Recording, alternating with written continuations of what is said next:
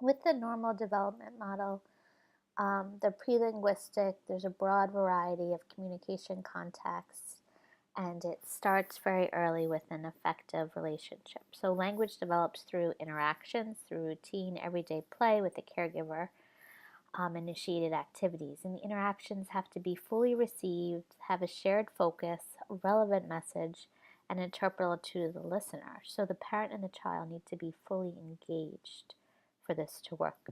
And there are three areas of development.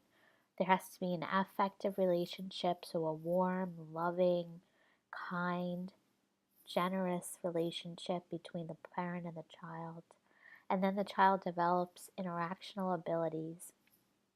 And there are features to the caregiver's talk that facilitate these verbal communications. So, like I said, this affective relationship is so important for language acquisition. A loving environment, rational, caring, thoughtful, joyous, warm, non rejecting, stimulating, enriching visually and verbally, and contingently responsive, so always responding to the infant. A socially competent infant will give clear, readable cues about what is wanted and respond when others approach, gazing and smiling and making noise to capture the parent's attention and to make the parent feel more competent. So there's this very important positive relationship between a parent and a child where they reciprocally read and respond to each other's cues that sets up bonding and attachment in the early months of life. And this is crucial for a child's social development, social emotional development. It helps them build a level of trust and predictability with the humans that they interact with and their environment, and their ability to have an influence over the environment.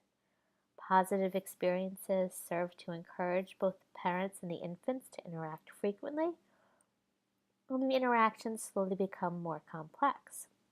Eventually, the child is motivated to use verbal language. And like I said, it depends on this readability of cues. If the cues are not read or the parent is unresponsive to the child, it can lead to a downward spiral. And there's these very sad videos where, an infant will be in a chair trying to engage the adult. And it'll coo and smile and laugh and do all that it can to get the adult's attention. And if the adult continues to ignore the infant will become increasingly frustrated and agitated and upset and cry. And if the adult still ignores the infant, eventually the infant will just sort of like shut off and turn down. And I hate to say it, but it's like if you want to raise like a really maladjusted adult, it starts in infancy. So parents become the focus of the intervention because they have a conscious control over their actions towards the child. And you want to help the parent perceive the child's difficult to read cues and modify parental responses in a way that the child's cues become more predictable and so that you can increase the likelihood of these positive interactions, which are so important for development.